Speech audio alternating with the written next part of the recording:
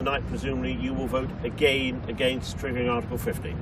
Well, I will, because the bill hasn't been changed or altered in any way. I mean, I don't know why the government had to be dragged by the Supreme Court to bring this process, because they're just ramming this bill through anyway. They could have rammed it through in July last year and everything would have gone away by now. We would have been much further ahead in this process. So they fought the process and now they're fighting with Parliament to be able to amend the bill. I have never seen as many amendments to a bill as I've seen in this particular process, but they're all concerned with the big issues about EU nationals, about the effect on the economy, about Parliament having a say, etc, etc, etc. We'll not rehearse the arguments again as we've been doing in the Chamber, but none of that's been accepted. And the key thing here, and I think it would be interesting to get the government's formal response on this, every single bill that goes through the House of Commons chamber has what's called the report stage.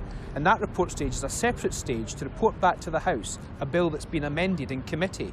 There's no report stage on this bill, and therefore the government had no intention of accepting any amendments, and therefore the whole process is just a sham and just highlights the fact that Brexit doesn't mean Brexit if it means a Tory Brexit.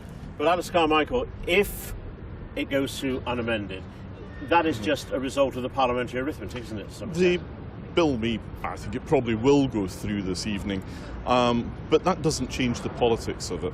And as others have said, we've got 2 years of this still to go. And the future of EU nationals living in the UK, for example, the UK nationals living in other parts of the EU, these are still issues, they're still problems that have to be faced, they have to be dealt with. And yes, it's an issue of the parliamentary arithmetic.